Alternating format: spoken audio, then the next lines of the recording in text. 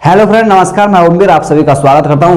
तो देखिए, मैं इस वीडियो में आपको बताने वाला हूं कि किस किस जोन से आपका 40 नंबर पर भी सिलेक्शन हो जाएगा और जो 2023 में न्यू वैकेंसी आने वाली हैं उसमें जो क्वालिफिकेशन होने वाली है, क्या होने वाली है और 10th के लिए कौन कौन सी पोस्ट हैं, यानी कि जिनके पास ITI भी नहीं है वो भी फॉर्म अप्लाई कर सकते हैं और वो कौन सी पोस्टों पर अप्लाई करेंगे, ये सारी बात मैं आपको डिटेल से बताऊंगा और ये भी बताऊंगा आपको अब आगे क्या करना चाहिए और तैयारी कैसे करनी चाहिए। तो ये वीडियो आपके लिए, अगर आपने ग्रुप डी का एग्जाम दिया है या नहीं दिया है या आप देना चाहते हैं, तो ये सबके लिए बहुत ज्यादा इंपॉर्टेंट वीडियो है। तो देखिए, सबसे पहले मैं बात करूंगा कि जो रेलवे की ग्रुप डी की न्यू वैकेंसी आने वाली है वो 2023 में फरवरी, मार्च, अप्रैल में कभी भी आ सकते हैं, यानी कि जैसे जैसे ये भर्ती कंप्लीट होगी, जो एग्जाम हुआ है 2019 वाली, ऐसी ऐसी दूसरी जो वैकेंसी है 2023 की निकाल देंगे, कभी भी निकाल देंगे। और हो सकता है ये वैकेंसी भी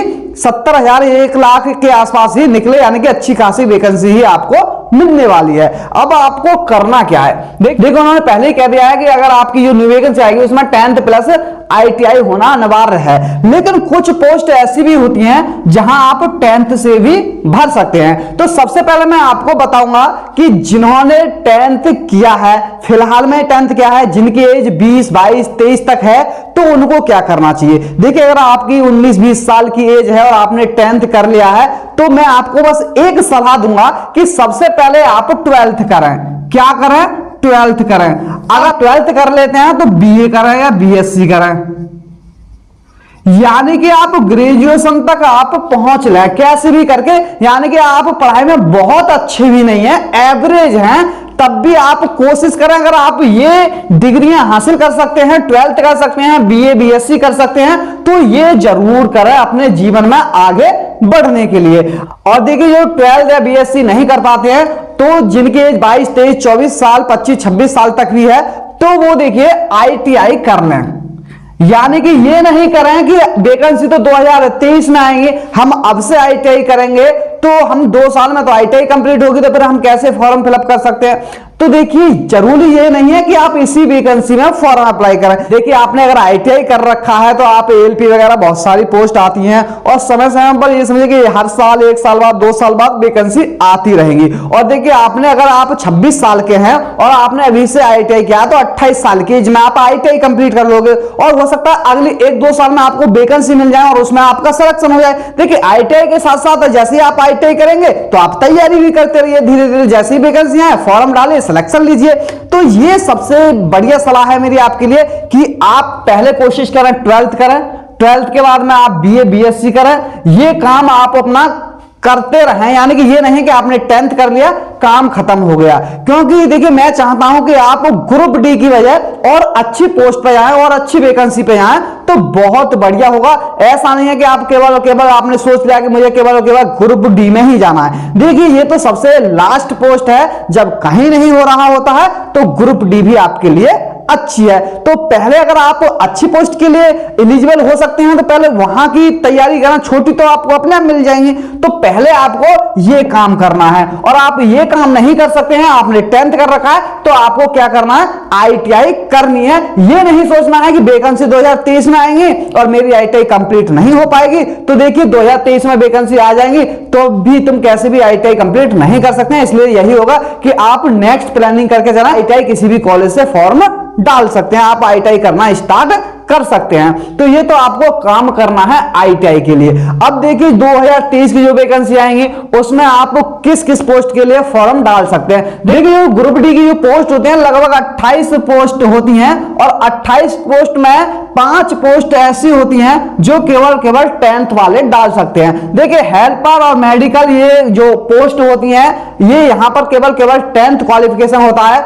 हॉस्पिटल अटेंडेंट वाली भी जो पोस्ट होते हैं यहां केवल 10th होता है। असिस्टेंट पॉइंट्समैन वाली होती है, यहां भी 10th होता है। गेटमैन की जो पोस्ट होती है 10th मांगा जाता है। और जो पोस्ट होती है आपकी पोर्टर, हैमर और स्वीपर कम पोर्टर की पोस्ट होती हैं, ये केवल और केवल 5 पोस्ट ऐसी हैं यहां पर आपसे केवल 10th मांगा जाएगा।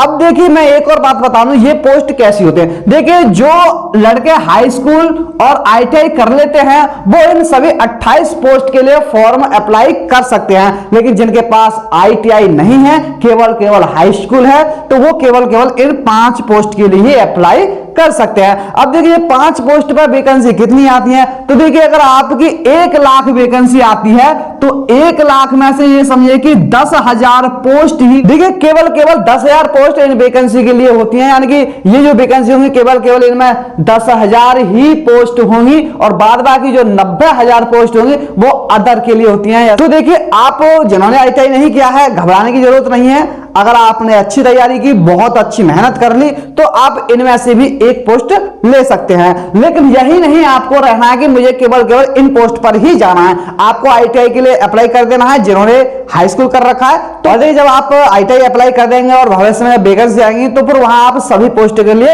एलिजिबल हो जाओगे और फिर आपका जो रेलवे में जाने का सपना है वो भी पूरा हो जाएगा।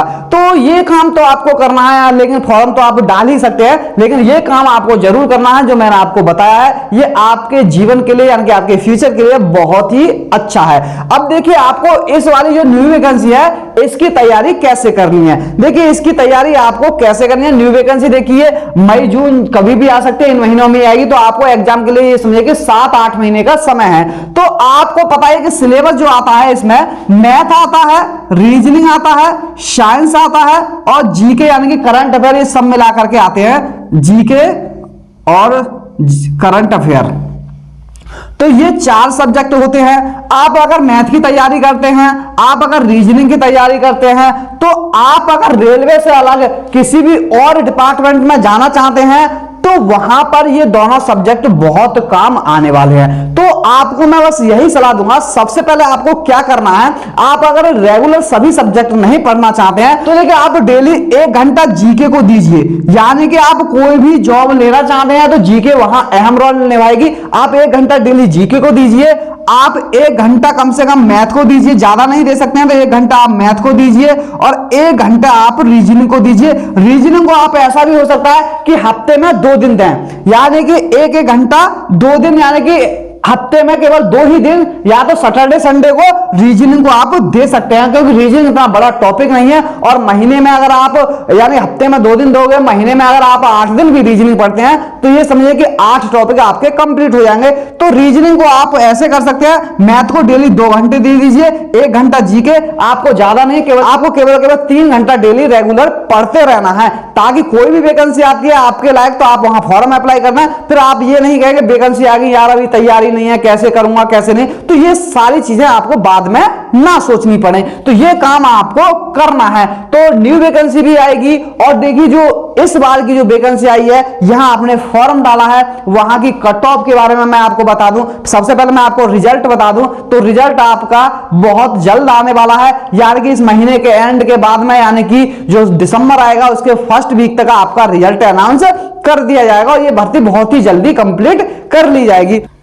और देखिए जो सबसे सेफ जोन है मैं आपको बता दूं कि जिनका 40 नंबर पर भी हो सकता है। देखिए सबसे ज्यादा सेफ जोन इसमें जो है वो कौन कौन से सेफ जोन है, यहां आपका सिलेक्शन होगा। तो देखिए सबसे पहले पर मैं 1 नंबर पर डालता हूं चेन्नई, यानी कि जो चेन्नई जोन है ये ऐसा जोन है, सबसे सेफ जोन है। और नंबर 2 पर है आपका सिकंदराबाद,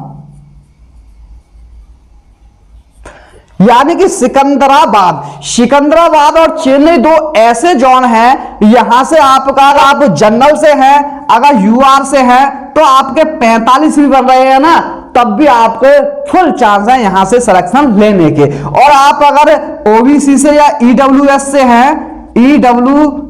हैं तो आपका ये समझिए 42-43 पर भी यहां से हो जाएगा। और आप एससी से हैं तो 40 पर और एसटी से हैं तो आपका 38 के आसपास इन दोनों जोन से होने के पूरे चांस हैं, क्योंकि इन दोनों जोन से बहुत ही सबसे ज्यादा कम कट ऑफ जाएगी। ये जो नंबर बताए हैं मैंने आपको रो मार्क बताए हैं, नॉर्मलाइज होने के बाद में कुछ नंबर बढ़ेंगे, वो आपके रो मार्क में भी बढ़ेंगे। तो यानी कि आपके 42 नंबर फिलहाल है और आपके 4-5 नंबर बढ़ते हैं, यानी कि 45-46 होते हैं, तो कट ऑफ उतनी जाने वाली है। ये नहीं कि आपके नंबर आपके 35 नंबर हैं और बढ़ के आपके 38 हो गए तो आपका हो जाएगा, नहीं, आपके इतने रो मार्क होने चाहिए, तब जाके इन दो जोन से आपका सिलेक्शन इतने नंबर पर हो जाएगा।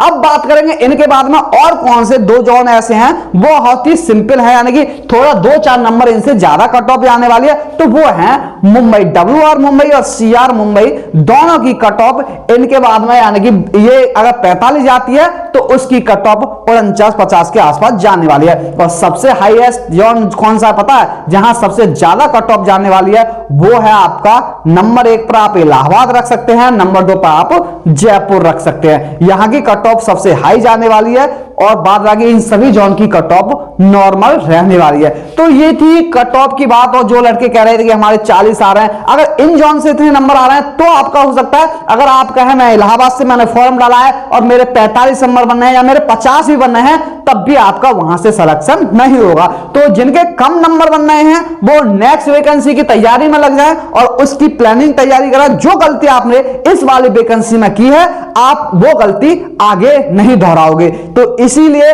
मैं आपको बताता हूं कि आप अभी से अगर रूटीन बनाओगे पढ़ने का, तो आपका रूटीन पढ़ने में लग जाएगा। जैसे कि हम कोई काम करते हैं, अगर हम डेली काम करते हैं तो हमारी आदत बन जाती है उस काम को करने की। अगर आप डेली पढ़ाई करोगे, 1-2 घंटे पढ़ाई करोगे, तो आपकी आदत बन जाएगी पढ़ने की। तो देखिए 24 घंटे होते हैं, 24 घंटे में 2-3 घंटे पढ़ना है बस, बाद बाकी आप कुछ भी करिए, ऐश मौज कीजिए, कुछ भी कीजिए, लेकिन 2-3 घंटे पढ़ाई के लिए जरूर निकालिए। जब तक आपकी जॉब नहीं लग जाती है, जब तक पढ़ते रहिए।